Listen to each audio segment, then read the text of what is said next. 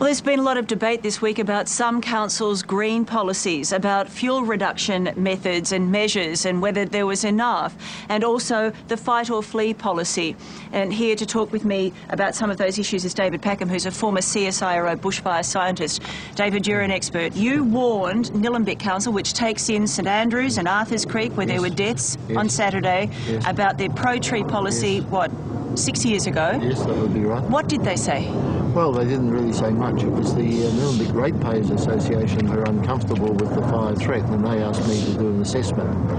When I did an assessment, I said they should get a second opinion, which was an independent opinion, and that opinion was tougher than mine. It was just a disaster and a terrible situation, probably the worst I've seen anywhere, probably in the world, except near Los Angeles. So did the council question your logic, or did they simply ignore what you had to say because they didn't like what you had to say? There was a hearing, and the hearing just said thank you very much, and the council did absolutely nothing but continued on with their, in my view, absolutely irresponsible, shall we say, green policies.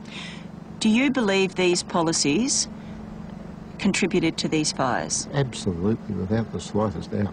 Because to get a disaster fire like this, you've got to have three things. You've got to have bad weather, we had it. You've got to have ignitions, we always have them. And you have to have extensive quantities of very heavy, neglected fuels. And boy, we had that, especially in Nillumbik. You know how big this is that you're saying, because people died in this area. Oh yes, I'm well aware of that. This is a repeat of what has been going on since Hobart was destroyed in 1967. This looks like so much of Hobart. We're slow learners. We're taking a long time to come to the right conclusion, which is look after your fuels. Okay, so but in terms of fuel reduction, it's not just green groups that oppose fuel reduction. A lot of residents in leafy green areas like their bush around them. Well, they do have a choice. They can have little bits of annoyance when the fuel reductions are going on from time to time, or they can have what we see here. And I don't know about them, but I know which choice I would make and have made.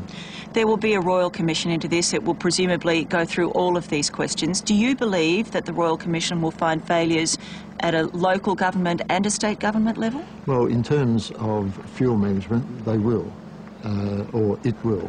It must, because there is no alternative. That's just absolute. In terms of what people did during the time, there have been some wonderful and heroic and appropriate things. People have all performed as well as they possibly could. But these forces of nature are just so big.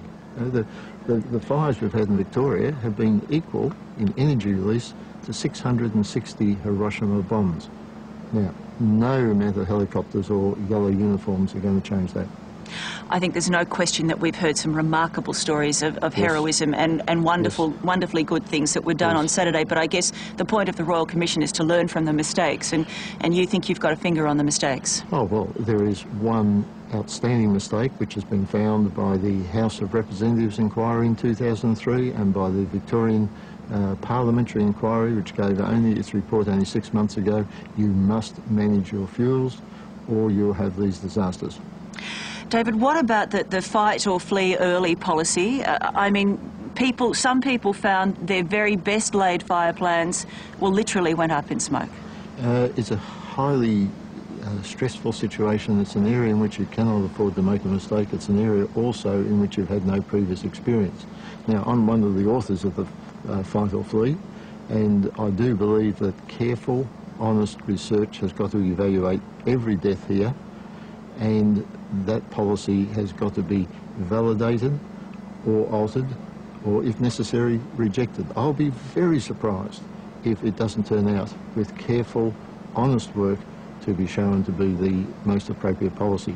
Common sense would tell you that the alternative of dumping everybody onto the roads and having to get them out of the area in an hour or two just can't happen, and you'll have people caught on roads much more than now, and the death tolls will not be 100 or so, or 200, or what I heard tonight, 300, but it will be measured in the thousands. We have to keep people sheltered during the passage of the flame.